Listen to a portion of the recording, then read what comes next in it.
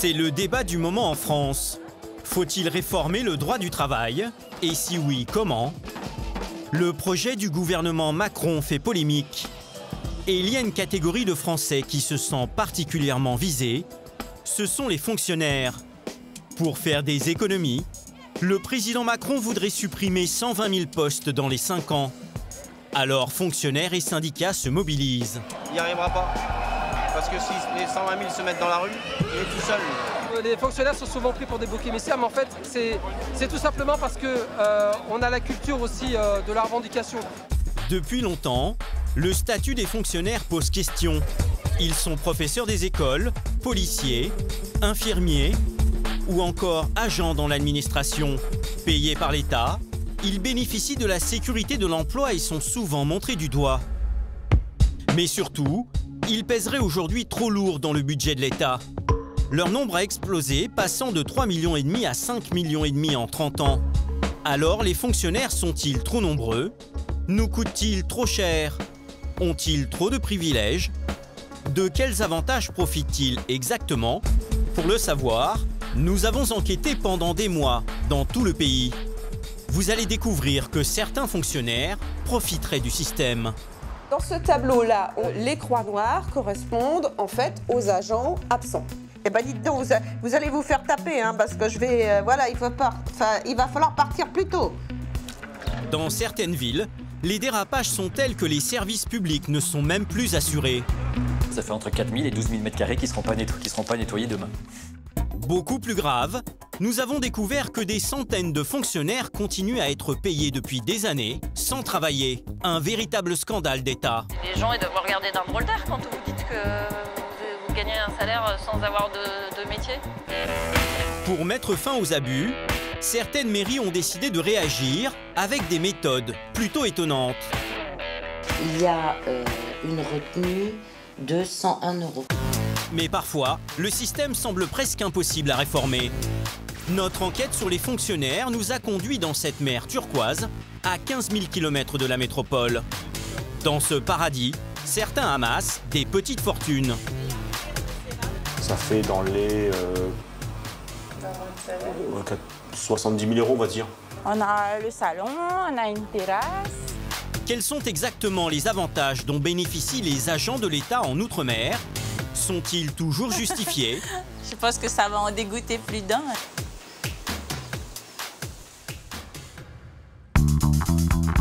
En France, c'est dans les régions que le nombre de fonctionnaires a le plus augmenté, avec 240 000 agents supplémentaires en 10 ans.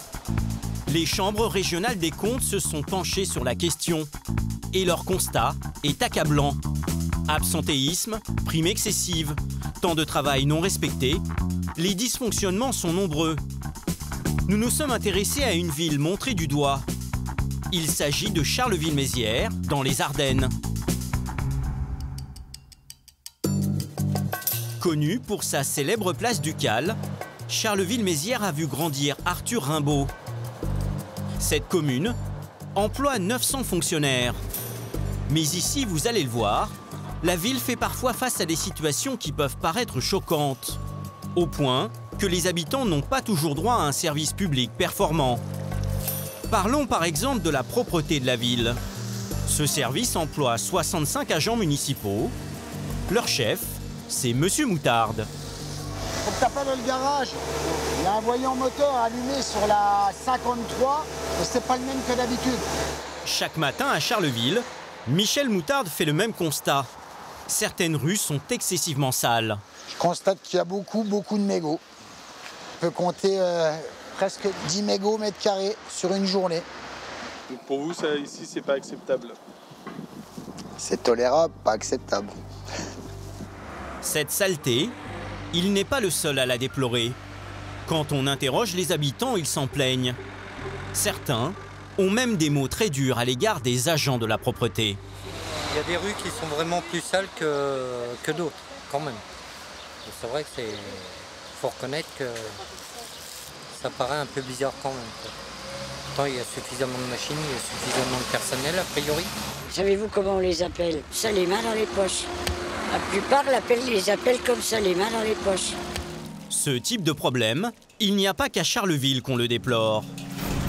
Des rues sales, des déchets qui jonchent les trottoirs, des poubelles qui s'accumulent, comme ici à Paris, vous en avez sûrement vu dans votre ville.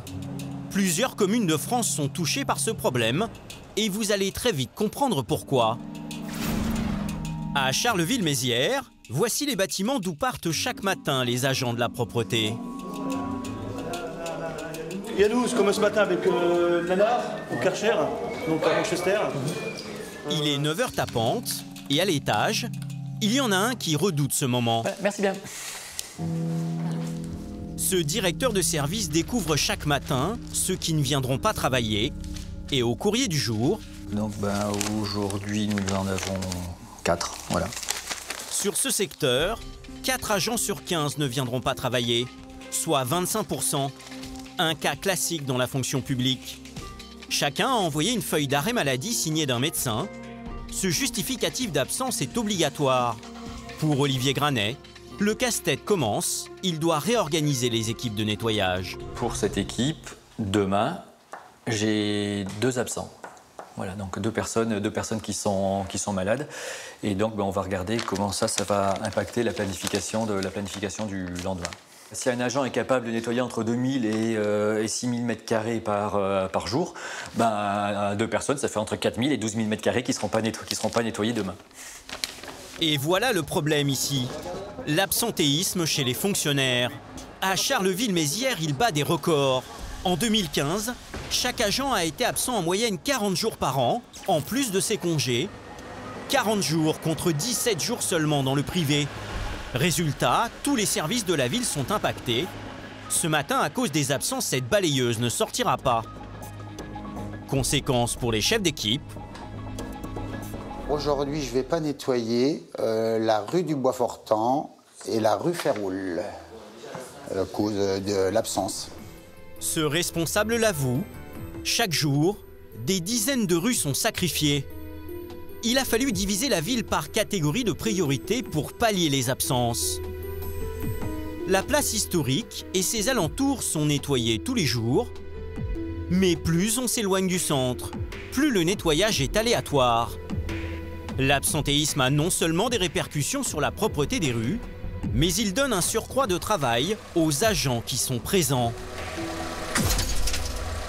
Par exemple, des fois les agents nous envoient sur 2 secteurs à la journée, par exemple, pour essayer de compenser un peu, l'absentéisme des collègues, et du coup, ça se ressent un peu, c'est un peu plus compliqué, quoi. On demande un peu plus de travail. C'est toujours au même qu'on demande, c'est des agents présents à qui on demande régulièrement le travail. Et quand on leur demande du travail pour 2 alors qu'ils sont tout seuls, bien sûr que ça tend, ils tendent le dos, ils sont un petit peu énervés, ils sont un petit peu, voilà quoi. Faut pas non plus tirer trop sur la corde parce que faut demander du travail bien sûr, mais il faut aussi tenir compte du nombre d'agents présents et du travail à faire, quoi.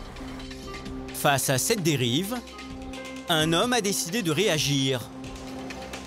Boris Ravignon est le nouveau maire de Charleville depuis 2014. Bonjour, ça va? Pour cet ancien inspecteur des finances, la lutte contre l'absentéisme est un cheval de bataille. Ce matin, il a réuni son équipe pour découvrir le taux d'absentéisme par agent pour l'année 2016. Et les chiffres sont catastrophiques. Globalement, on est à 41 jours d'absence. 41 jours d'absence en moyenne par agent pour 2016. C'est 1 jour de plus que l'année précédente. Un phénomène inacceptable dont pâtissent quotidiennement les habitants. Les gens pour lesquels on bosse, eux, ce qu'ils veulent, c'est que la ville soit propre, c'est qu'on leur réponde rapidement, c'est que leur dossier avance. Donc voilà, on a un service à rendre et ça, moi, je pense que une des raisons pour lesquelles on doit s'occuper de l'absentéisme, c'est qu'il fait des trous dans notre performance administrative, enfin, qui sont juste pas acceptables. Inacceptable selon le maire. D'autant que plus de la moitié de ces absences est liée aux maladies ordinaires. Petits rhumes, migraines, gastro-entérite, elles se déclenchent du jour au lendemain et ne font qu'augmenter. Certains agents enchaînent les arrêts de travail et cumulent jusqu'à 66 jours de congé maladie par an, soit près de 3 mois d'absence. Il y a des abus, ça c'est évident, on est les premiers à rager sur certains arrêts qu'on les voit arriver. C'est pas banal de s'arrêter, quoi. C'est pas quelque chose, ça doit pas être banalisé. Et en quelques années, il y a une progression qui n'est pas... qui est l'indice qu'il y a quelque chose qui se passe, et ça ne peut pas rester avec un niveau de maladie ordinaire, à mon avis, aussi important. Comment expliquer que l'absentéisme explose à Charleville, mais aussi partout en France dans la fonction publique? La raison est simple.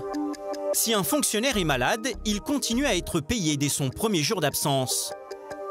En revanche, un salarié du privé malade perd les 3 premiers jours et n'est indemnisé qu'au 4e. C'est ce qu'on appelle le délai de carence.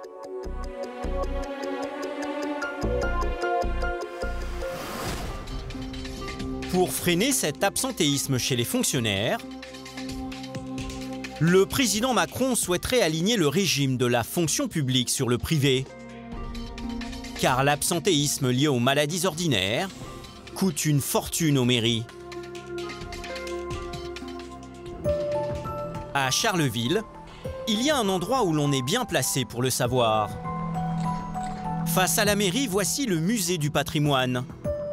Il reçoit 60 000 visiteurs chaque année. Œuvres d'art, céramique, armes d'époque d'une valeur inestimable, un trésor sur lequel veille la directrice Carole Marquet-Morel. Alors ici, on a la marionnette, parce que Charleville est la capitale mondiale de la marionnette. Et à quelques mètres de là, ces fusils. Fabriqués à Charleville il y a 300 ans, ils ont servi au général Lafayette pour vaincre les Anglais. C'est simplement les fusils qui ont permis l'indépendance des États-Unis. D'ailleurs, comme on a une Winchester ou une Remington, eh bien on a un Charleville. C'est devenu un nom commun. Normalement, 2 agents de sécurité doivent surveiller ces pièces, mais ce jour-là, ces chaises sont désespérément vides, dans cette pièce et dans celle-ci aussi. Pas un agent en vue. Carole tente de pallier ces absences répétées grâce à des caméras installées il y a une dizaine d'années. Donc ici, la vidéosurveillance qui est mise en place. Ça permet en fait, d'assurer une surveillance sans avoir besoin d'avoir quelqu'un en place véritablement dans la salle, et donc ça peut permettre une absence. À cause de l'absence des 2 agents de sécurité, celle qui garde un œil sur les salles grâce aux caméras, c'est la caissière. Ici, elle a donc 2 missions. Et ce n'est pas tout. Je vais retourner voir... À 10 minutes de l'ouverture, Carole va apprendre qu'il manque aussi la directrice adjointe du musée et un conservateur. Le planning du personnel est édifiant. Dans ce tableau-là, les croix noires correspondent en fait aux agents absents. Mais une absence qui peut être une récup, qui peut être un congé annuel, qui peut être de la maladie ordinaire. En arrêt maladie, il y en a quoi, 5 ? Et 6. Et je pense que ça fait 40%. 7 personnes sur 20 sont absentes. Et là encore, ce sont principalement les maladies ordinaires qui sont en cause. Ça nous pousse à être un peu plus créatif. On va dire que c'est comme au théâtre. On n'est pas le public, il n'a pas à connaître les soucis du metteur en scène, de l'éclairage, du truc qui n'a pas fonctionné ou quoi que ce soit. Ce qu'il voit, c'est le spectacle. Être créatif, c'est en fait embaucher d'autres personnes pour pallier les absences et donc dépenser plus d'argent que prévu. Depuis plusieurs mois, Carline a été embauchée pour remplacer une femme de ménage absente. C'est un salaire supplémentaire à la charge du budget de la ville. Et Carline doit en plus du ménage faire un second travail. Ouais, l'idée, c'est d'acquérir une méthodologie. Puis après, Laetitia, tu pourras expliquer les différentes marionnettes à conditionner. Entre 9h et 12h, Carline fait le ménage. Mais ensuite, elle commence une seconde mission avec Laetitia, une conservatrice, qui lui apprend à empaqueter les collections. Cette polyvalence est apparemment monnaie courante ici. Moi, par exemple, je suis guide. Je fais aussi hôtesse d'accueil et surveillance des musées. Je travaille aussi sur les expositions, les collections. Je gère entre autres les collections de marionnettes. Et la régie de recettes. C'est pas toujours facile, mais si on a des gens motivés comme c'est le cas ici, On y arrive. Ouais, tu vas prendre par Pour là. cette deuxième mission, Carline ne touche pas 1 euro de plus, mais ça lui permet d'évoluer au sein du musée. Je crois que c'est bon, mais pas mal. C'est vrai que moi ça me profite, mais bon, après je suis pas sûre que pour l'ensemble de l'établissement ce soit si profitable. Pas profitable, effectivement. La facture est salée pour le musée. Cette année, la ville a dépensé 75 000 euros en plus pour embaucher 2 personnes supplémentaires. Un argent versé par l'État ou les collectivités territoriales, donc par les contribuables. Un absentéisme qui bat des records, des services désorganisés, des missions qui ne sont plus assurées et des dépenses en hausse. À Charleville-Mézières, la gestion des fonctionnaires coûte très cher. Pour montrer la voie, le maire Boris Ravignon a décidé de faire le ménage dans les comptes de la ville. Ça va faire chaud encore aujourd'hui. Hein. Plus chaud encore. J'espère que ça va, vous tenez bon? Il faut installer la clim partout. Ouais, mais alors ça va coûter une fortune à la ville. Et puis bon... oui, je sais bien. Première mesure symbolique, il a divisé son salaire de 6 000 euros par 2 et n'a nommé que 8 maires adjoints au lieu de 15 précédemment. Il a déjà fait 250 000 euros d'économie, mais veut aller beaucoup plus loin. Depuis quelques années à la mairie, il optimise cette machine installée par son prédécesseur. Un boîtier qui n'a l'air de rien, mais c'est une petite révolution ici. C'est une badgeuse, elle contrôle les horaires des employés. Ça calcule notre temps de travail à la journée, comme on doit faire 7 heures. Donc nous, ça nous facilite la vie. La loi impose qu'un salarié travaille 1607 heures par an et un fonctionnaire a droit à 27 jours de congé annuel. Mais dans cette ville, il travaille 60 heures de moins et bénéficie de 8 jours de vacances en plus chaque année. Bonjour madame. Nous, c'est sûr, on a un pont, la journée du maire, une demi-journée à Noël, une demi-journée au Nouvel An, puis c'est tout. Annick est un peu perdue dans tous ses congés. Cette année, c'est le festival des marionnettes, on a droit à un jour festival ou fête, on choisit. Ah, c'est toujours agréable d'avoir un peu de congé en plus. Les gens, je pense, ils sont attachés. Ces fonctionnaires travaillent moins, tout en gagnant autant que leurs collègues des autres villes.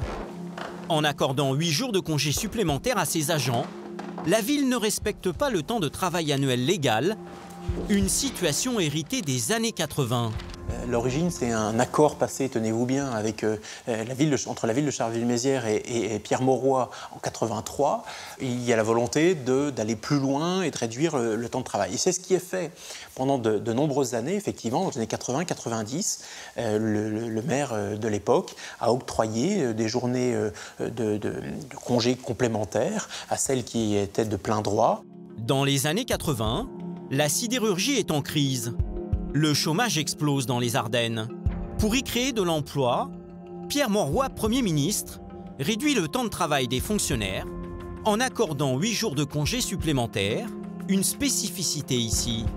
Cette mesure a été épinglée par la Chambre régionale des comptes. En 2015, elle déclare « La durée annuelle de temps de travail est inférieure de 60 heures à la durée légale, ce qui représente pour la commune un coût annuel d'1,5 million d'euros. » Malgré ce rapport, rien n'a changé à Charleville-Mézières. Le maire craint une grève de ses agents en cas de réforme. En général, les avantages acquis, personne ne revient jamais dessus. Après, ça peut être un autre mode d'organisation qui se met en place. Le maire de Charleville-Mézières parviendra-t-il à réduire l'absentéisme et les dépenses de la ville? Il s'est donné 1 an pour inverser la tendance. Ailleurs, d'autres maires ont déjà trouvé la parade.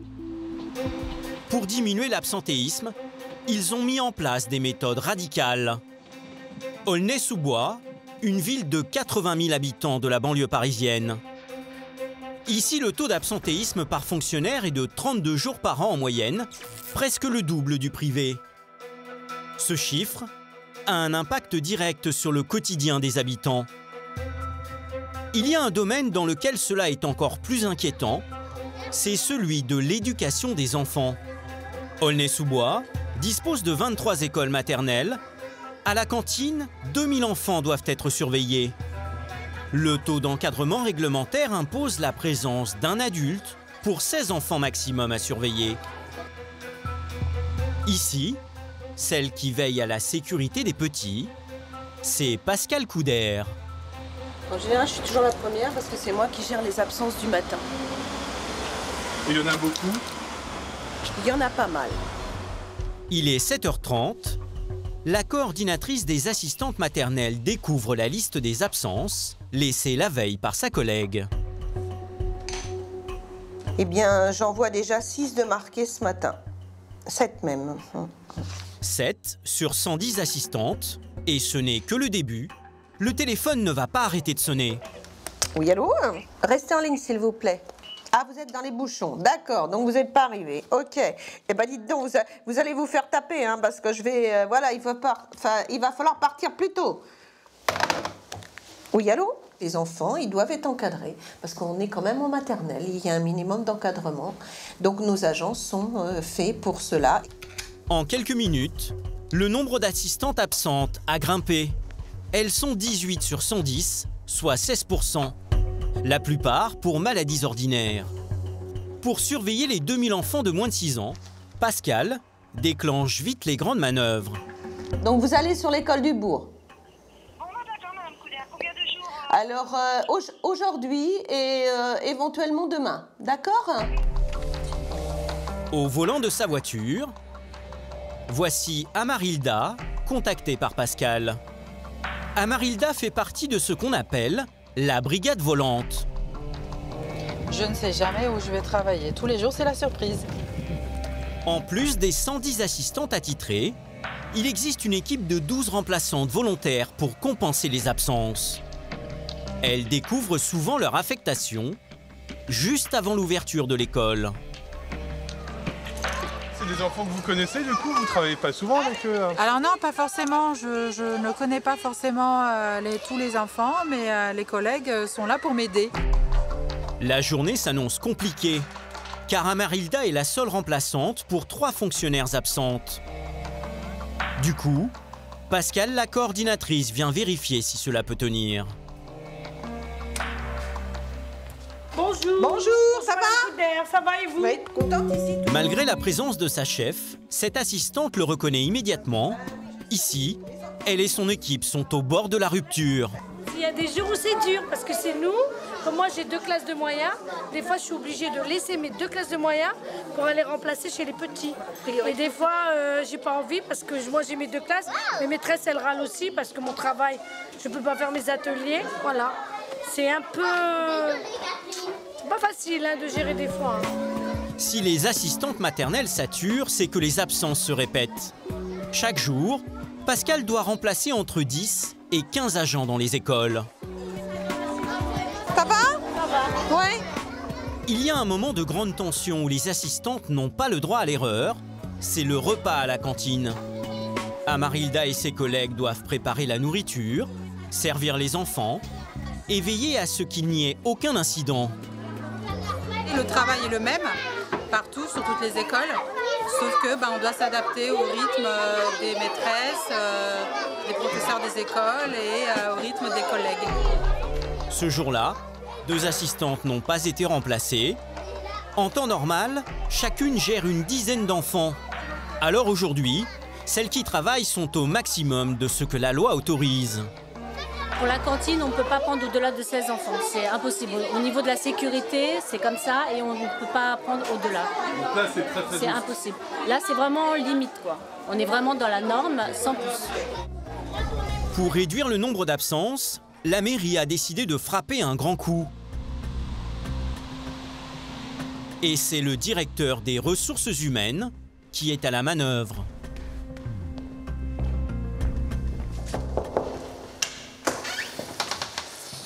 Bonjour Madame Marron. Donc pour janvier, février, mars. Cette adjointe au maire et le directeur appliquent une méthode osée. Taper dans le portefeuille des fonctionnaires. Au-delà de 15 jours d'absence par an, la mairie prélève sur chaque salaire 7 € pour chaque jour d'absence supplémentaire. Bah là, on a un exemple de fiche de paye. Au-delà donc des 15 jours d'absence consécutive, il y a une retenue de 101 €. C'est ça. 25. Sur un salaire à 1 900 €, la personne a in fine 1 800 €. 100 €, c'est important. C'est vrai que c'est important. Mais c'est pas non plus ce qui va vous permettre de ne pas pouvoir survivre tout le reste du mois. C'est un signe pour essayer de donner une prise de conscience. En se disant, voilà, je vais venir un petit peu enrhumé ou avec une fin d'otite ou avec une pathologie pas trop lourde, mais ça va m'enlever de l'argent. Mais c'est vrai qu'effectivement, ça fera plaisir aussi à mes collègues de ne pas porter cette charge de travail supplémentaire. Cette mesure étonnante lancée en janvier 2017 est légale, car la mairie ne touche pas au salaire, mais aux primes des fonctionnaires que l'administration est en droit de diminuer. Et ici, la technique porte ses fruits. On voit donc en bas à droite l'absentéisme pour maladie ordinaire, hein, donc celui qui nous préoccupe. On a 40% d'absence en moins. Ce que l'on peut voir aussi, c'est qu'effectivement, les retenues sur salaire sont en train de monter en puissance. Hein. Aujourd'hui, donc, c'est 7 000 € de retenue sur le mois d'avril. 7 000 €, le chiffre est encourageant, mais encore loin de l'objectif. Car l'absentéisme coûte chaque année aux contribuables d'Aulnay plus de 8 millions d'euros. Si la baisse des absences se confirme, la mairie espère réduire la facture de 400 000 € en 2017. On ne s'attendait pas à un effet aussi flagrant. Donc, mais c'est plutôt une bonne nouvelle. C'est une bonne nouvelle pour les agents qui, eux, travaillent et une bonne nouvelle pour l'ensemble de la collectivité et le service public. Mais pour réduire l'absentéisme, une autre ville a trouvé une méthode encore plus radicale. Une solution inimaginable qui risque d'en choquer plus d'un. Près de Montpellier, voici Florensac, une commune de 5000 habitants gorgée de soleil qui a réussi un tour de force. Faire venir travailler ses 60 fonctionnaires tous les jours de la semaine. Par exemple, au service des travaux, pas un ne manque à l'appel. Un petit miracle auquel Jean-Pierre, le responsable technique, s'est désormais habitué. Voilà le tableau des absences et l'année en maladie, on n'en a eu qu'un. C'était le 4 ou 5 janvier. Un seul jour d'absence pour 10 salariés depuis le début de l'année. Ce tableau rendrait jaloux beaucoup de mairies. Le Soleil du Sud aurait-il un rapport là-dedans? Qui a été malade? Un jour de grippe. Le mauvais élève, c'est Julien. Si je suis pas venu, c'est que j'étais vraiment malade. Voilà. Non, il n'y a pas de raison pour pas que je vienne travailler. Comment font les autorités de Florensac pour motiver leurs troupes? Eh bien ici, la mairie a inventé une prime d'un nouveau genre. Une prime de présentéisme. Ces fonctionnaires touchent un bonus quand ils sont bien à leur poste. Tu m'appelles dès que t'as fini. Ok. En clair, si l'employé est présent tous les jours du mois, il touche plus d'argent. J'ai vu que j'allais avoir 50 € tous les mois en plus, quoi. Parce que bon, moi je parle pour moi, je suis rarement absent, donc ça me fait toujours 50 € de plus. Vous avez bien entendu. Uniquement parce qu'ils se présentent à leur travail, ces fonctionnaires reçoivent une prime de 600 € à la fin de l'année. Un cadeau du ciel qui motive. Ça fait du bien, ça aide pour partir en vacances, on met ça de côté. On part en vacances une semaine avec la copine ou quoi, et c'est toujours bien. On en profite un peu plus. Au lieu de prendre une semaine en vacances, on en prend deux. Ce bonus financier a été voté il y a 4 ans par le maire et ses adjoints. Et aucun fonctionnaire de la commune n'a protesté. Tout le monde serait content de l'avoir, la prime. C'est facile, quoi. Et c'est pas un peu bizarre, cette prime, justement? Si, c'est bizarre, ouais, c'est un peu bizarre. Mais bon, après, on nous la donne, on serait bâtard à refuser. Une première en France. Dans ce petit village, tous les fonctionnaires y ont droit, dans tous les services. Comme dans cette école. Toucher une prime simplement parce qu'ils sont là, certains agents eux-mêmes n'en reviennent pas. C'est quand même drôle de toucher toucher une prime tous les mois parce qu'on est présent au travail, parce qu'en fait c'est quand même notre boulot et on se doit d'être présent. Mais bon, je la prends quoi. Une prime difficile à avaler pour les collègues du privé qui travaillent aussi dans cette cantine, comme ce cuisinier. Et vous, la prime, vous l'avez eue? Non, non. Je fais pas partie. On est dans le privé, nous. Et alors, on est en sous-traitance. Et c'est bizarre d'avoir une prime de présentéisme. Je préfère me taire là-dessus. Si cette mesure laisse sceptiques les employés du privé, elle affiche des résultats insolents. Avant cette décision, la municipalité comptabilisait près de 35 jours d'absence par an et par employé. Désormais, les bureaux de la mairie sont pleins tous les jours. Mairie de Floressac, Marie-Sylve, bonjour. Car la moindre absence, quel que soit le motif, fait sauter la prime. Beaucoup de ces fonctionnaires le reconnaissent. La prime de présence les a rendus très assidus au travail. Si je suis un petit peu malade, je ne vais pas prendre 2 ou 3 jours. Je viens travailler et voilà. Et comme ça, je sais que j'aurai ma prime. Et c'est important, vous y pensez tous les mois ou pas? Vous vous dites... J'y pense, oui. Oui, c'est vrai. Avant la prime, 10 employés sur 60 étaient absents chaque jour. Désormais, ces fonctionnaires se montrent très disponibles pour les habitants. Bon, j'en ai parlé à mon collègue, on va s'en occuper. Hein. Voilà. L'homme qui a osé mettre en place cette mesure, c'est Vincent Gaudy, le maire de Florensac. Avant de remporter l'élection municipale en 2008, il a fait carrière dans une grande entreprise publique. Pascal, tu l'appelles, tu dis qu'il m'appelle vite fait sur mon portable. Cet ancien agent commercial a tout de suite compris le bénéfice qu'il pouvait tirer de cette mesure. Dans des mairies comme la nôtre, on a essentiellement des catégories C. Et ces gens-là, quand ils rentrent dans la fonction publique, ils sont en dessous du SMIC.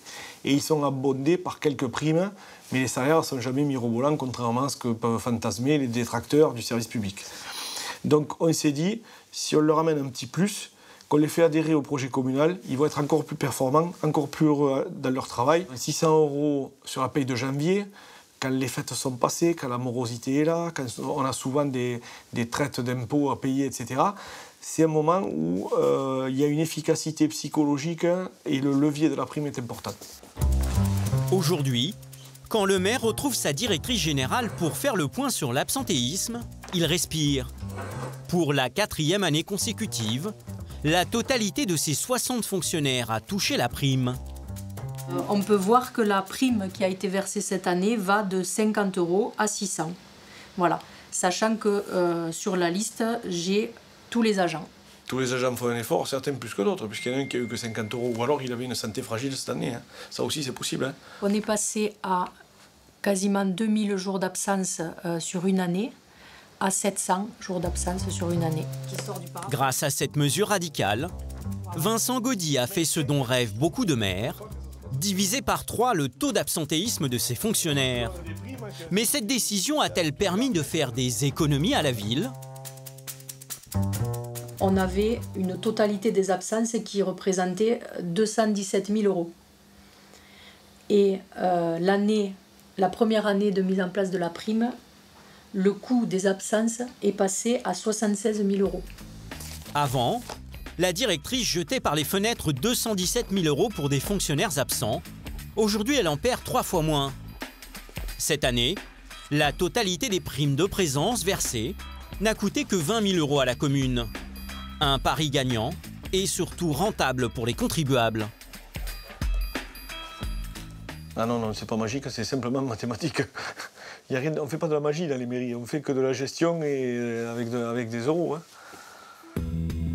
Malgré ces résultats, très peu de maires ont adopté la mesure. Cette prime de présence choque encore beaucoup de citoyens. Mais au pays des fonctionnaires, vous allez voir qu'il existe des situations bien plus surprenantes. Des dérives qui durent parfois depuis des années et coûteraient des millions d'euros aux contribuables. Un véritable scandale d'État.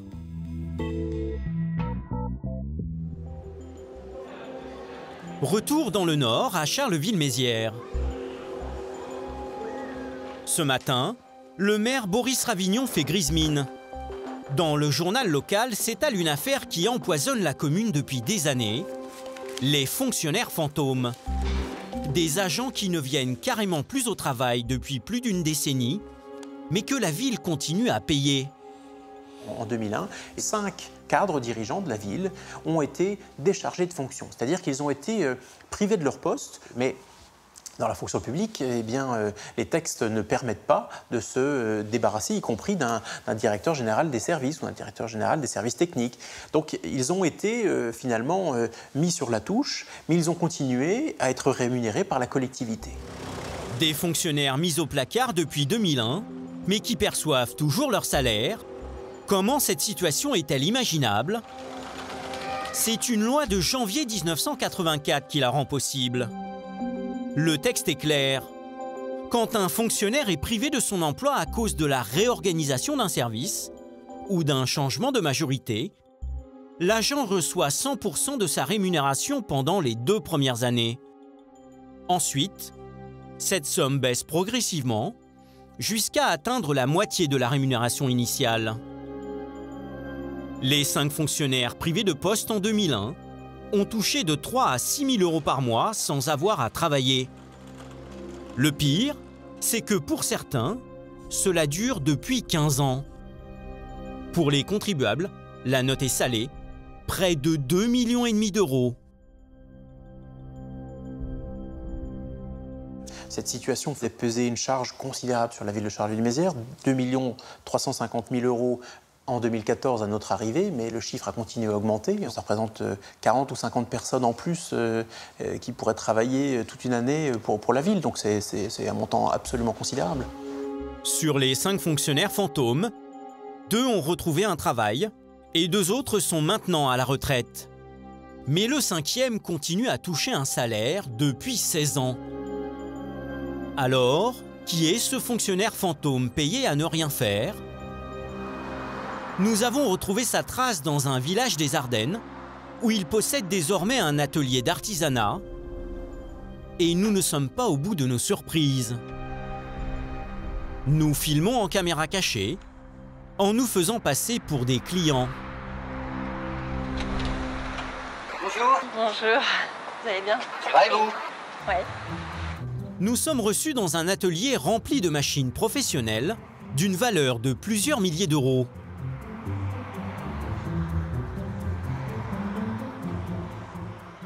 Ça, c'est ce qu'on appelle un glory, c'est un four de réchauffe.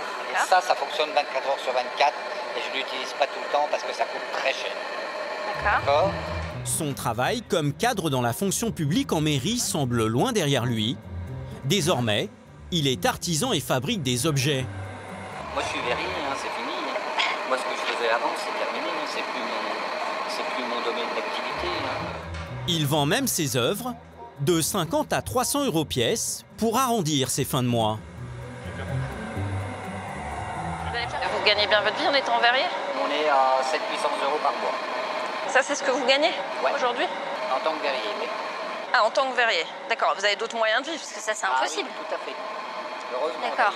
Je suis sur un dispositif particulier qui va me permettre d'aller jusqu'à ma retraite, donc c'est terminé. C'est-à-dire, si j'ai bien compris, vous gagnez encore un salaire de la fonction publique? Voilà, ouais. C'est ça? Ouais, tout à fait. Sans travailler en faisant ça à mais là, côté? maintenant, c'est terminé. Les gens, ils doivent vous regarder d'un drôle d'air quand vous dites que vous gagnez un salaire sans avoir de métier. Je savais même pas que ça existait, moi. Ce monsieur le reconnaît. En plus de son revenu de fonctionnaire, il perçoit une rémunération grâce à son artisanat. Mais en a-t-il le droit? C'est légal, c'est pas... Bien sûr que c'est légal.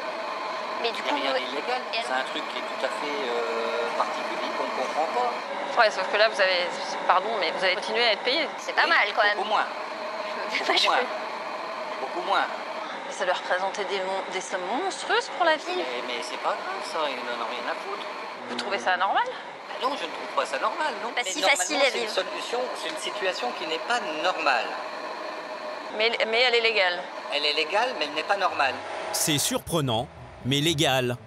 Seule condition, sa rémunération de fonctionnaire doit être réduite des salaires perçus à titre du cumul d'activités. Déduit-il ses revenus d'artisan de son salaire de fonctionnaire? impossible à dire. En tout cas, en 16 ans, pour sa rémunération, la mairie de Charleville-Mézières aurait versé près d'1 million d'euros bruts.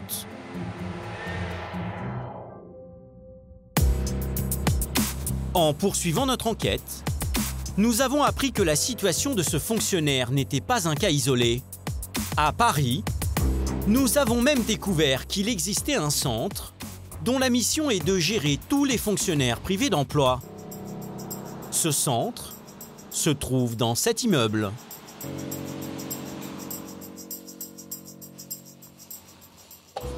Je passe directement. Oui, bonjour madame, je suis journaliste, je suis à l'accueil parce que ça fait plusieurs mois que j'essaie de joindre votre service. J'ai fait des demandes dernièrement par mail et j'ai pas eu de réponse. L'hôtesse d'accueil nous a transférés au service communication. Nous réitérons notre demande d'interview. Alors je vais vous faire patienter quelques instants le temps qu'on arrive à la joindre. D'accord. Mais une fois encore, personne ne souhaite nous parler de ces fonctionnaires privés d'emploi. Excusez-moi. Alors Oui. il est en réunion toute la journée, donc ce ne sera pas possible de la voir aujourd'hui. Il n'y a personne d'autre qui peut me répondre, que je peux voir ou pas? Je peux rien faire de plus. En insistant, nous finissons par recevoir un mail. Il indique qu'il existe dans toute la France 448 cas de fonctionnaires fantômes. Ces agents resteraient en moyenne pendant 6 ans dans cette situation. Les mairies verseraient chaque année 12 millions d'euros à ces fonctionnaires fantômes.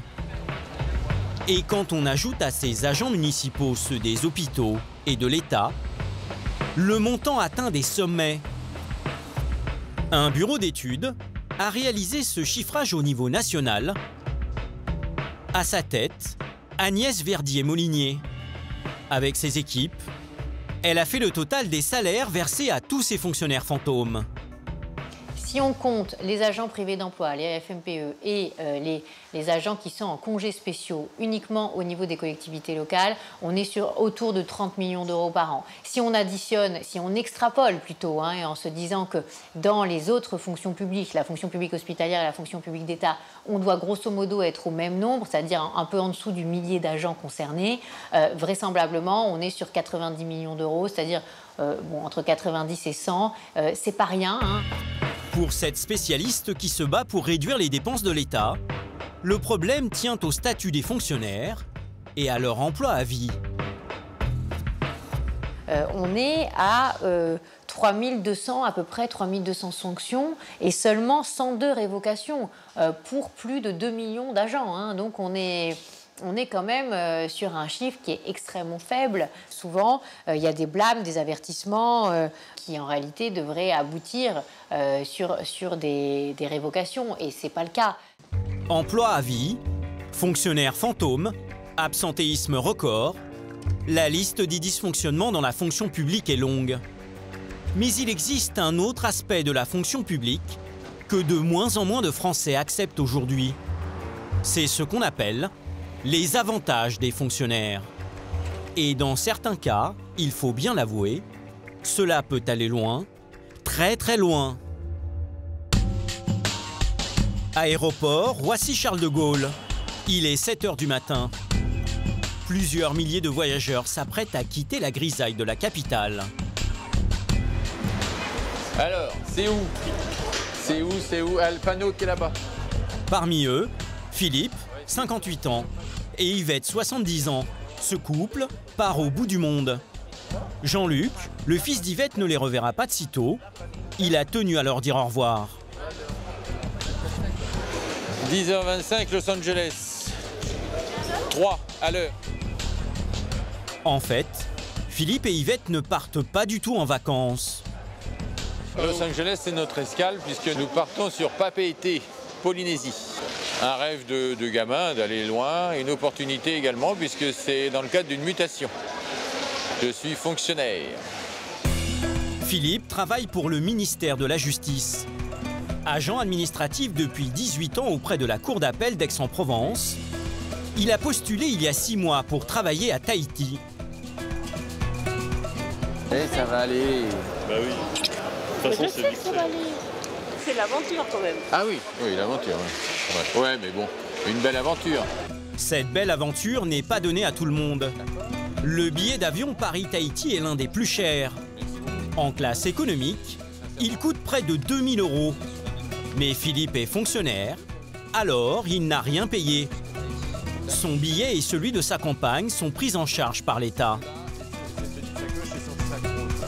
On n'a pas payé les billets, c'est l'administration qui nous offre le billet d'avion dans le cadre de la mutation. Autrement, c'est vrai que ça pourrait être un effort, dans les 4 000, 4 500 €. Je pense que nous sommes des milliers à avoir envie d'avoir ce genre de billet. Mais bon, cette fois-ci, c'est pour nous. Un bel avantage pour ce fonctionnaire. Et dans les prochains jours, il va en cumuler beaucoup d'autres. Car l'État fait un véritable pont d'or à ses agents qui partent travailler en Outre-mer. Bonjour, 92 A et B. C'est là? Ce sera au deuxième rang. Bah parfait. La nouvelle vie de Philippe et Yvette va se dérouler à 15 000 km de la métropole. En plein milieu de l'océan Pacifique, Tahiti, le joyau de la Polynésie française. Cette île paradisiaque, peuplée de 200 000 habitants, abrite des paysages exceptionnels et une nature à couper le souffle. Connue pour ses lagons et ses eaux turquoises, Tahiti vit essentiellement du tourisme. Ce que l'on sait moins, c'est que la Polynésie emploie 26 000 fonctionnaires. La moitié d'entre eux vient de métropole. Chaque année, ils sont 10 000 à vouloir s'expatrier. Seuls 1 000 sont sélectionnés à l'arrivée. Vous allez voir que s'ils sont aussi nombreux à tenter leur chance à Tahiti, ce n'est pas uniquement à cause du cadre de vie.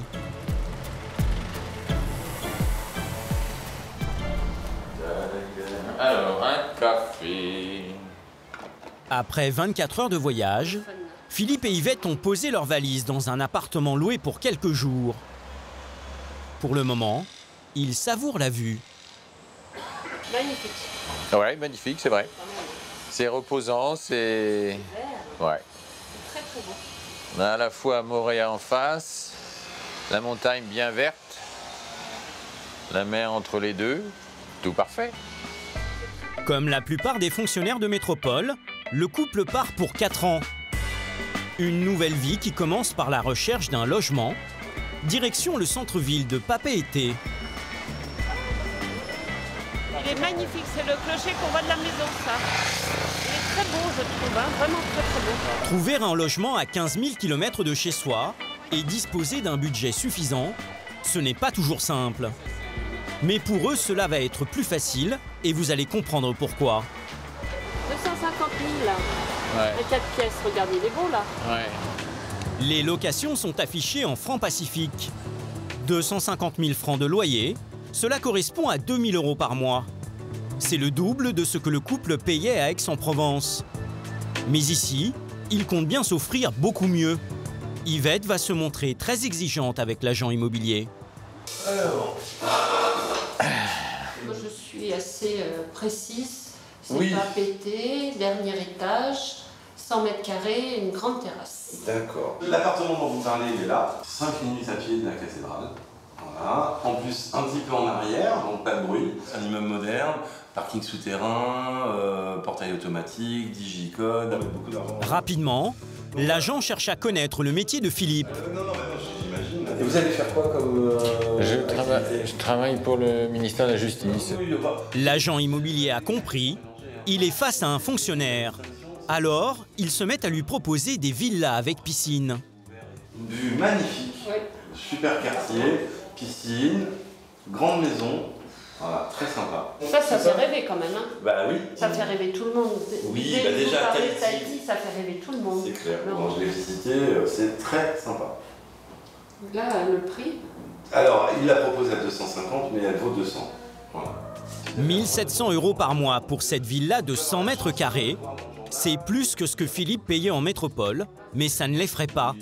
En fait, pour qu'il puisse s'installer ici, l'administration lui paye 25 % du loyer. Et cela, l'agent immobilier le sait parfaitement. Les fonctionnaires sont des bons clients. Donc à partir du moment où on entend, c'est le mot magique, hein, fonctionnaire, on sait qu'on va être payé. Les propositions de l'agent se poursuivent.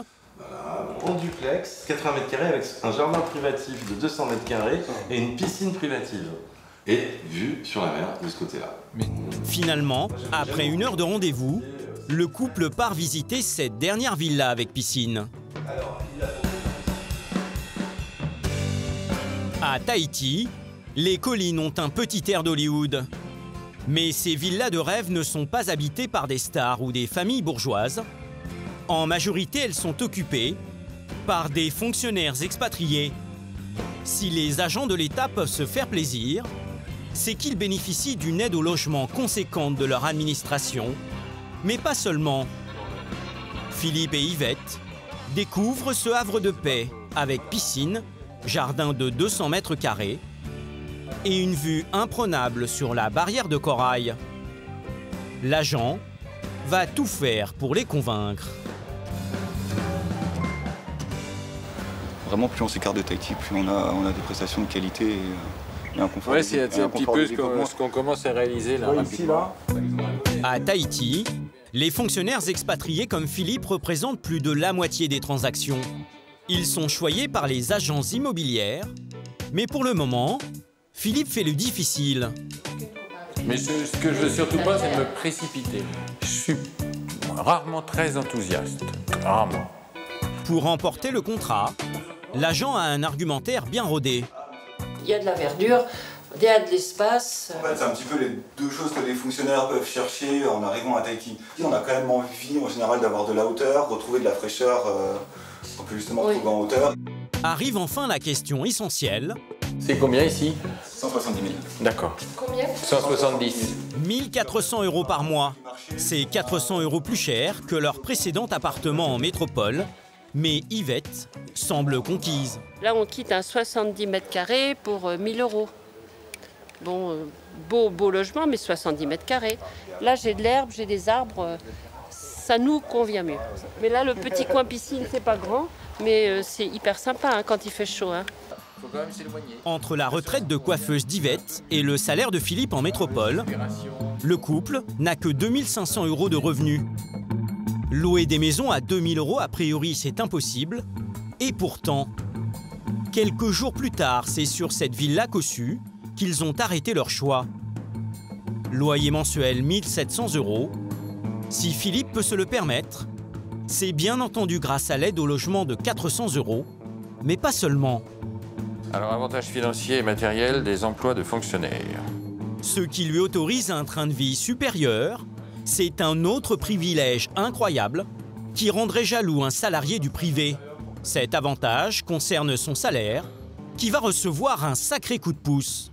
Je suppose que je vais avoir pas loin du double de ce que je pouvais toucher. Donc je pense dans les 3 000 €. Après, il y a des primes qui vont sûrement s'ajouter à tout ça. Vous avez bien entendu. Pendant 4 ans, Philippe va voir son salaire passer de 1 700 € net à plus de 3 000 € net. Pour les fonctionnaires, c'est la règle. Plus ils travaillent loin de la métropole, plus ils sont augmentés. C'est ce qu'on appelle l'indexation du salaire. Par exemple, dans les Antilles, un agent de l'État expatrié gagne 40% en plus. À La Réunion, c'est 50%. Et à Tahiti, c'est le jackpot, 84% en plus. Et vous n'avez encore rien vu. Non seulement son salaire est doublé en raison de l'éloignement, mais grâce à la distance, il touche aussi une grosse prime accordée par l'État. Je me doute de tous ces petits avantages, enfin petits avantages, de tous ces avantages. Comme là, il y a également une prime d'éloignement qui nous est versée en 2 temps, égale à 10 mois de traitement brut.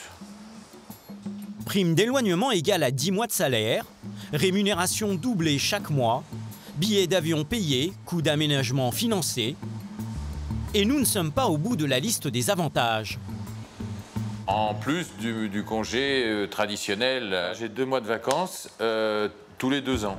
Philippe avait droit à 1 mois de congé, mais ici, à l'issue des 2 premières années, il se verra attribuer 2 mois s'il revient en métropole. Un avantage hérité des années 50.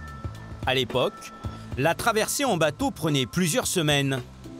Aujourd'hui, le voyage en avion dure 24 heures, mais ce privilège existe toujours et ce n'est pas fini. On bénéficie d'une année de retraite supplémentaire pour 4 ans. Grâce à ce dépaysement à Tahiti, il a droit à 12 mois de cotisation automatique. En clair, il pourra partir à la retraite 1 an avant tout le monde. Cette succession de prérogatives ne le surprend même pas. Ça me semble tout à fait, on va dire, correct, normal, voilà.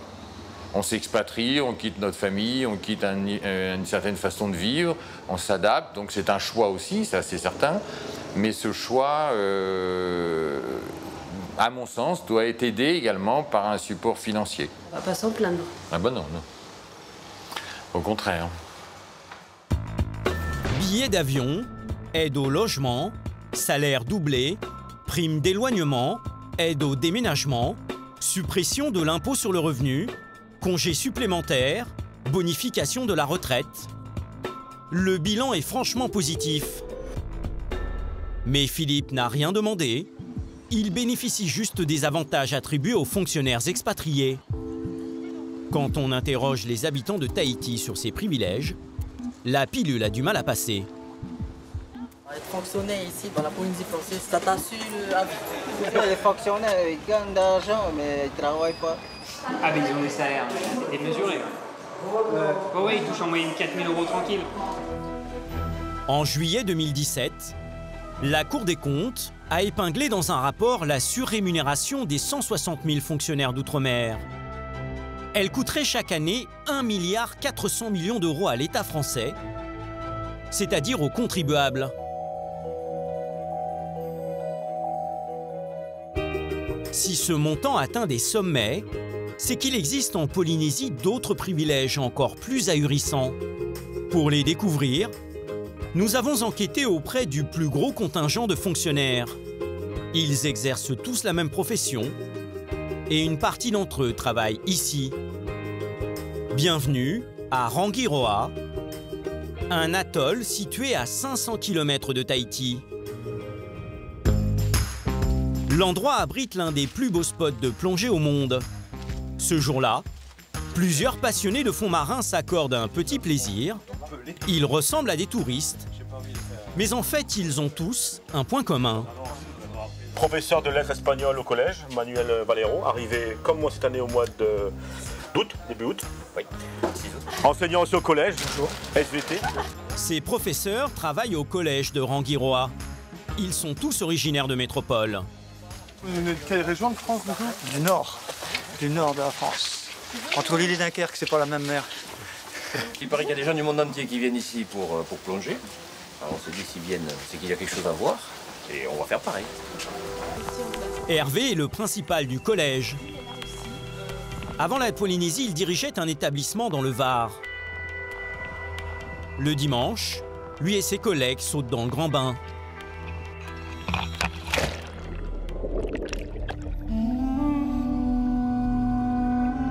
Pendant 1 heure, ces enseignants vont profiter des merveilles des fonds marins.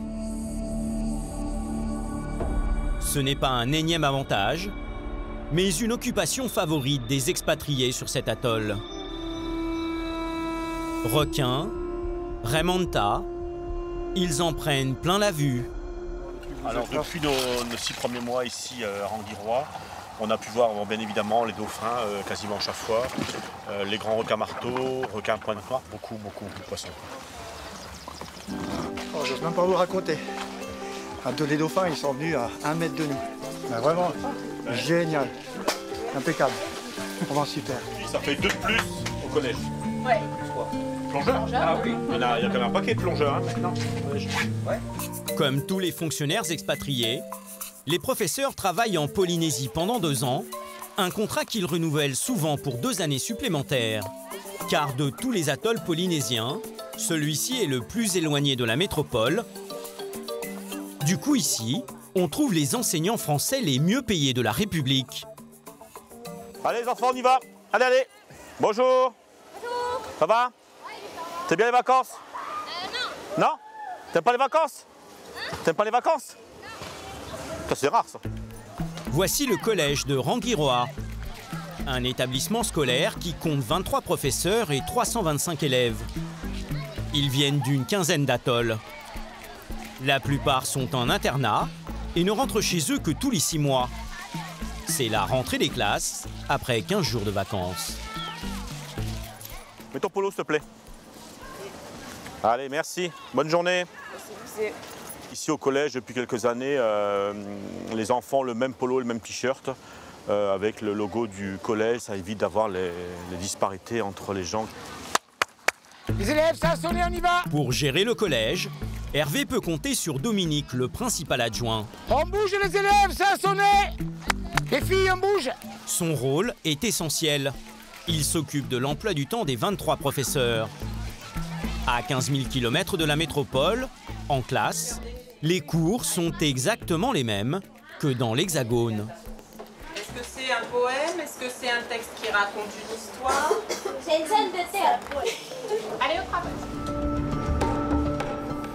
Dominique est en poste depuis près de 4 ans. Il rentre en métropole dans quelques mois. Ici, il s'occupe aussi des rémunérations des enseignants. Combien sont-ils payés?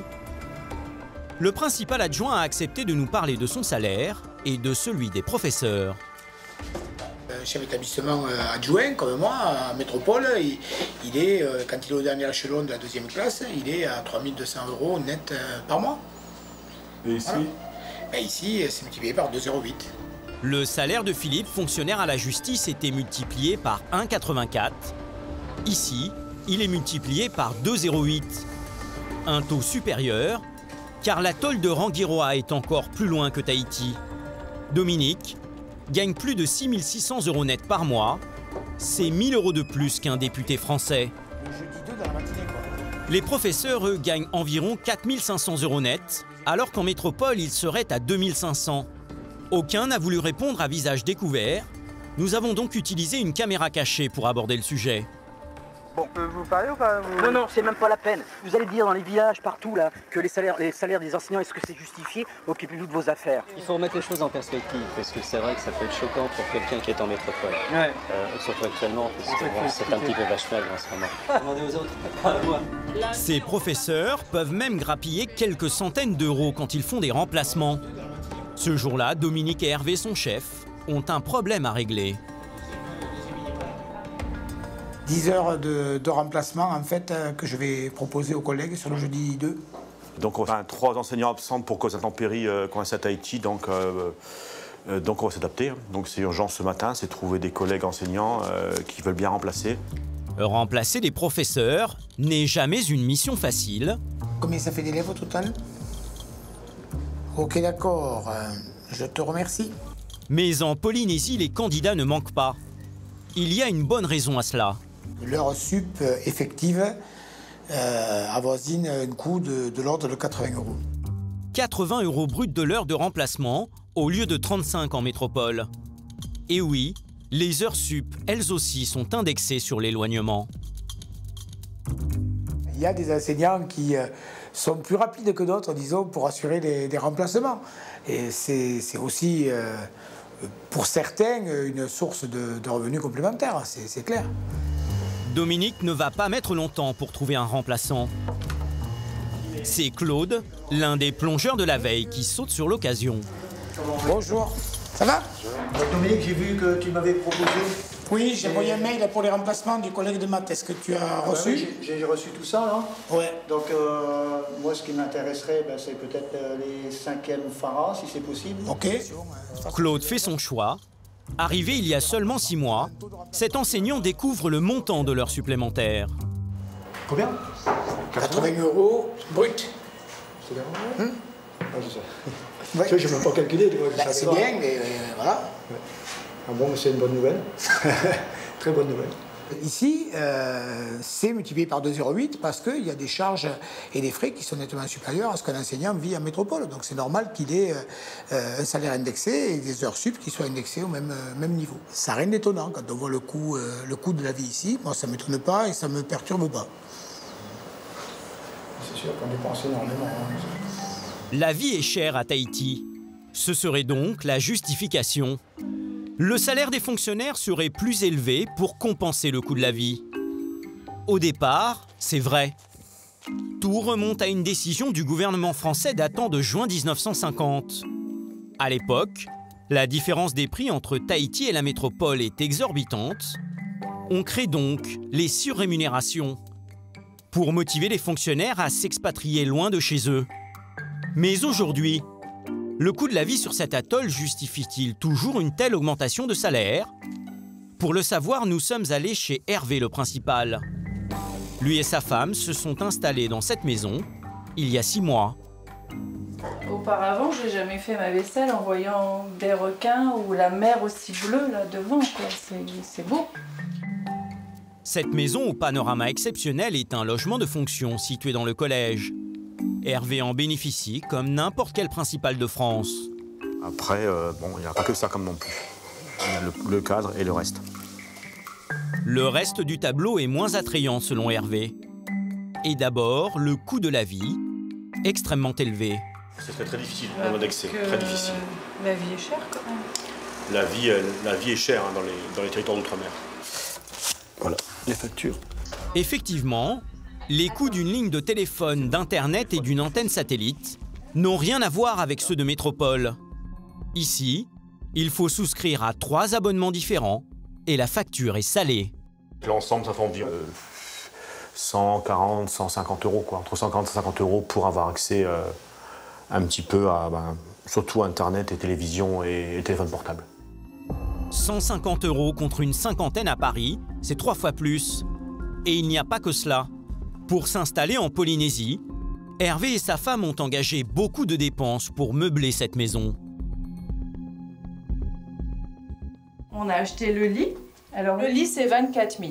Hein. Le matelas, par contre, tu vois, c'est 40 000 un matelas comme ça. 64 000 francs pacifiques pour lit et matelas, soit 500 euros. Le salon, ça nous a coûté 200 000. Juste le canapé et les 2 poufs. 200 000 francs pacifiques, soit 1 600 euros pour le canapé, et c'est sans compter le coût du transport lui-même. Pratiquement 23 000 de frais de bateau. Donc environ 200 euros pour faire venir ton canapé, quoi.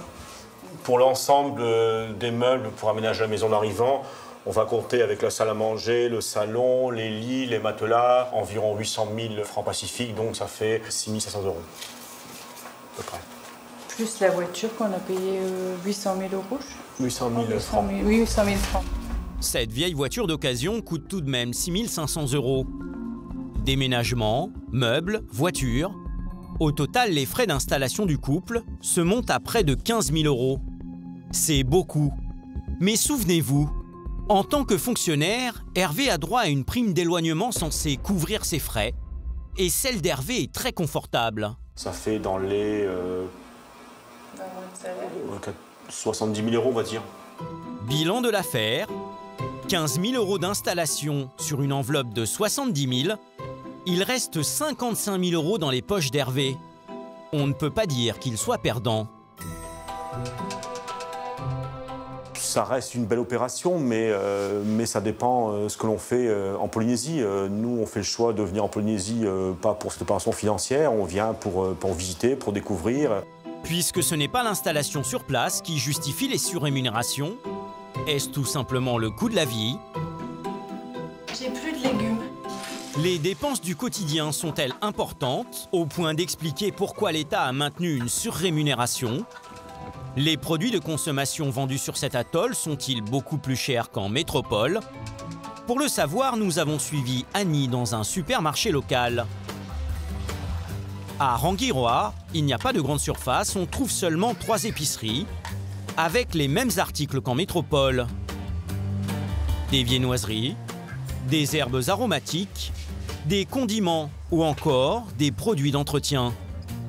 Quand on regarde certaines matières premières, difficile de trouver une différence avec la métropole. Le beurre, c'est le même prix. Pratiquement, oui, non, c'est le même prix.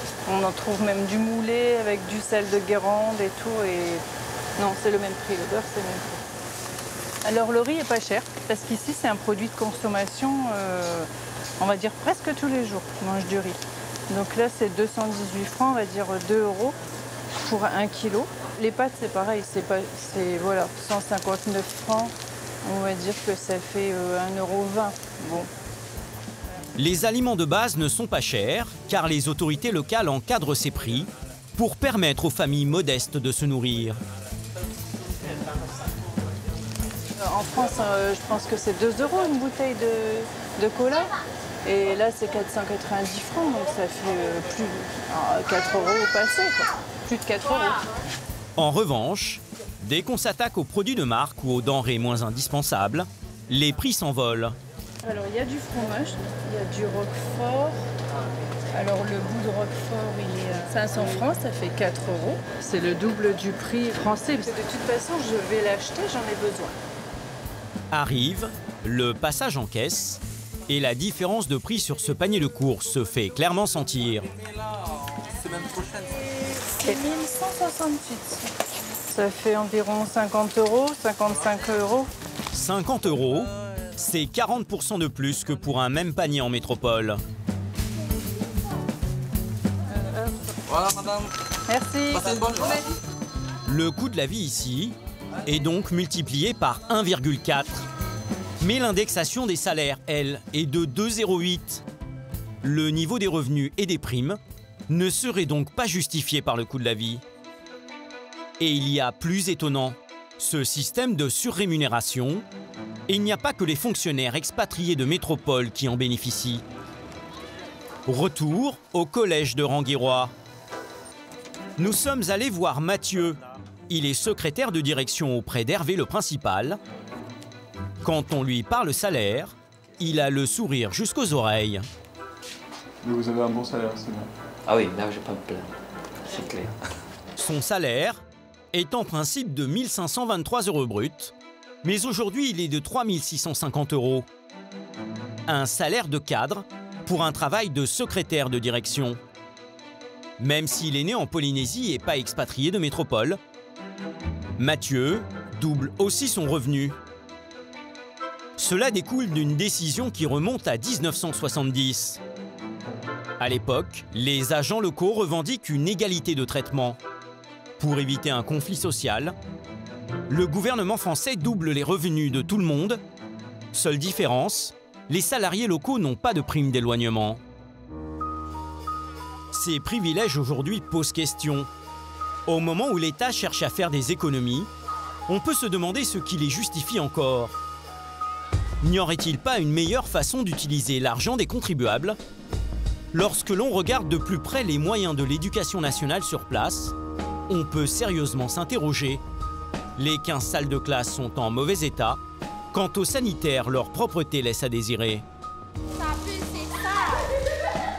Les installations de l'internat ne se portent pas mieux. L'évacuation des douches se fait directement dans la cour.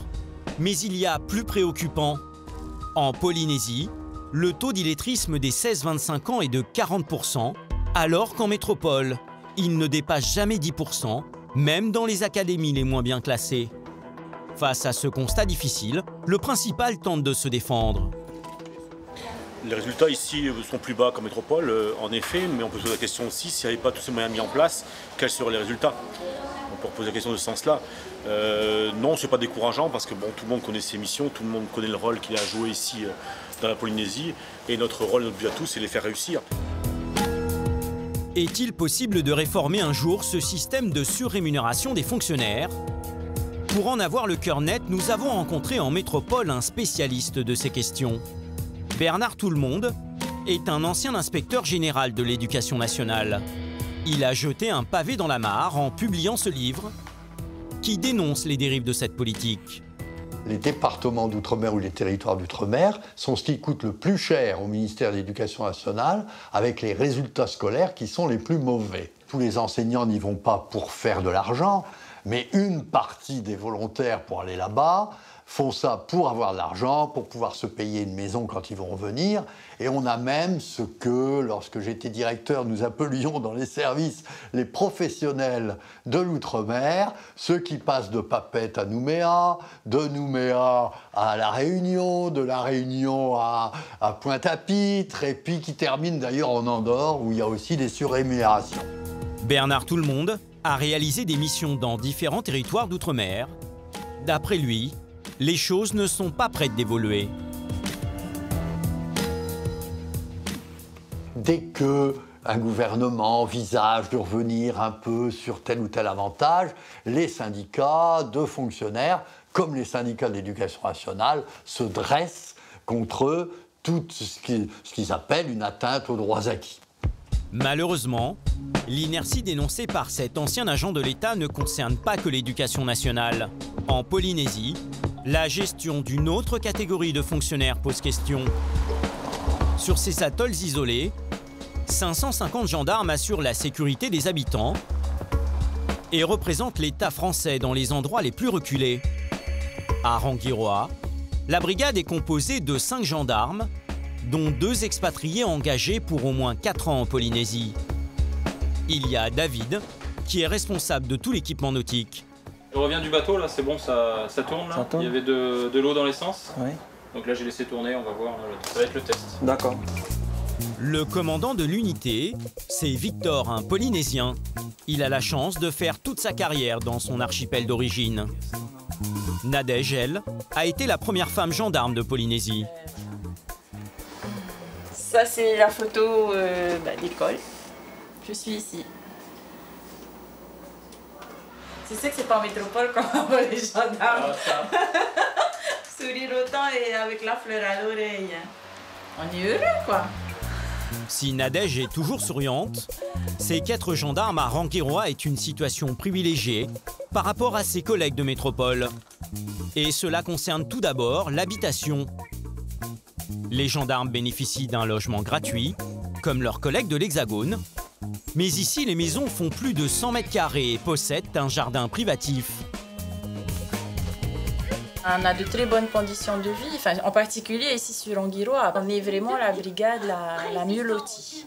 On a le salon, on a une terrasse.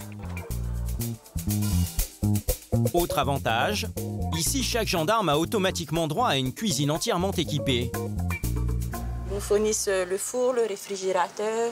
Ils nous fournissent également un congélateur. Et l'électroménager, ce n'est qu'un petit détail. Ce qui fait la vraie différence entre Nadège et les gendarmes basés dans l'Hexagone, c'est la fiche de paye.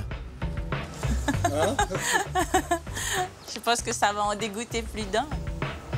Plus de 6 000 € net par mois.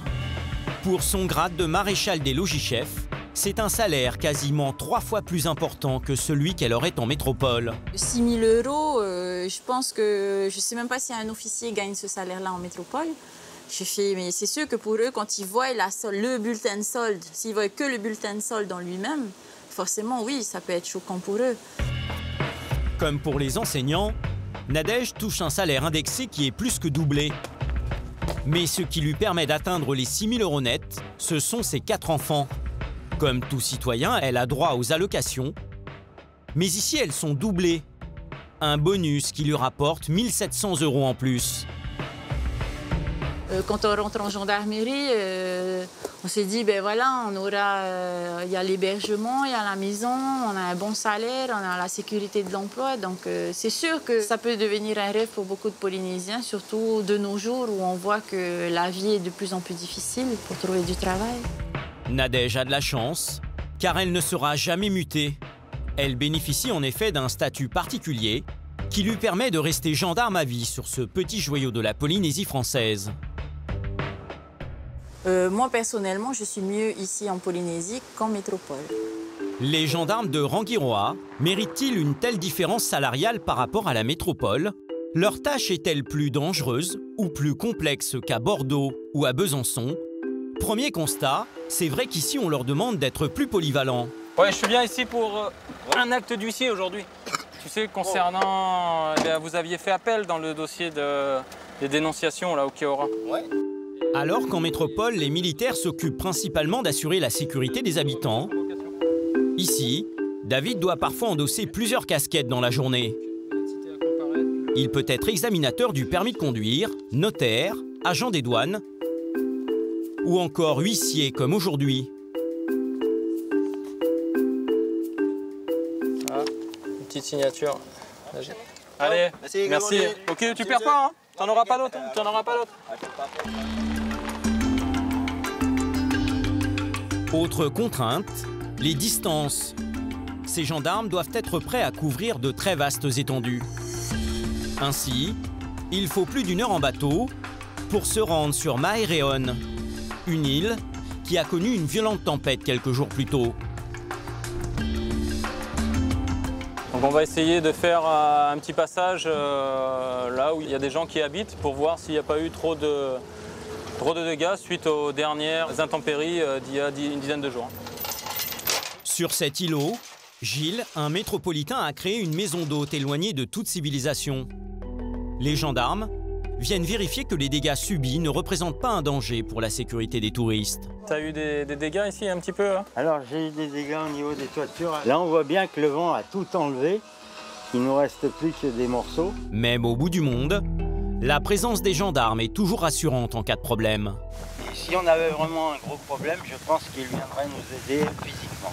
On a exactement le même rôle qu'un gendarme peut avoir en métropole. On est les seuls représentants de l'État, c'est une évidence que même si on a un peu moins de travail qu'ailleurs, notre présence est indispensable sur l'atoll de Rangiroa et les autres atolls. Une présence fondamentale, certes, mais a-t-on réellement besoin des 500 gendarmes déployés dans toute la Polynésie pour 200 000 habitants? Alors qu'en France, le ratio est 2 fois moins important. En visitant la gendarmerie de Rangiroa, on se rend vite compte que l'activité des militaires n'a rien à voir avec celle de la métropole. Donc là, ici, ce sont donc les 2 cellules de la brigade. Vous en servez souvent? Surtout lorsque nous avons des interventions avec des ivresses publiques et manifestes. C'est tout neuf, c'est vient d'être fait. Ici, le taux de criminalité est 10 fois moins élevé que dans une petite ville de métropole. Ça, c'est toutes les gardes à vue. Voilà, 14, après il n'y en a plus. C'est la dernière, c'est celle-là. En dehors de ces 14 cas de bagarre ou d'ivresse sur la voie publique l'an dernier, on ne peut pas vraiment dire que Victor et ses hommes soient débordés. Garde à vue. Depuis que je suis en poste, l'administratif me prend beaucoup plus de temps que le judiciaire. Mais je pense que c'est nécessaire pour que tout le monde puisse vivre convenablement, je veux dire, en caserne. Mais certains problèmes administratifs qui occupent le commandant de brigade sont pour le moins inattendus. En fait, là, j'ai un problème administratif, c'est-à-dire ce matin, j'ai un de mes gendarmes qui m'a prévenu que son réfrigérateur est tombé en panne. Donc, il faut commander un nouveau réfrigérateur à pas péter. Donc, il faut faire une demande.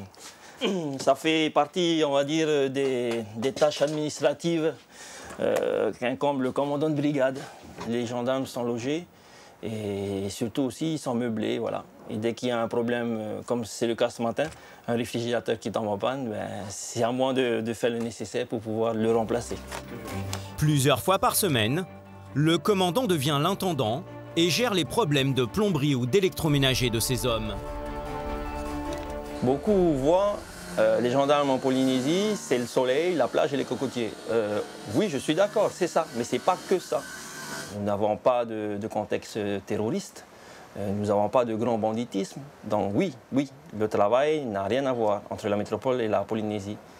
Par contre, nous, ce que nous avons, c'est ce que je dis, c'est ce que je le répète, c'est l'éloignement. En discutant avec lui, nous allons apprendre quelque chose d'encore plus surprenant. Victor, qui dirige cette gendarmerie depuis 3 ans, avoue qu'il n'a reçu aucune formation correspondante à son grade. Je n'ai pas reçu de formation pour être commandant de brigade. Du fait de l'éloignement, du fait du coût que cela engendre pour nous transporter sur la métropole. Donc voilà, moi je suis commandant de brigade aujourd'hui, mais j'apprends sur le tas. Je n'ai pas eu de formation du tout. C'est dingue ça. Mais je ne suis pas le seul, hein. Je ne suis pas le seul. Théoriquement, tout commandant de brigade doit suivre un stage de 3 semaines afin d'acquérir des compétences essentielles.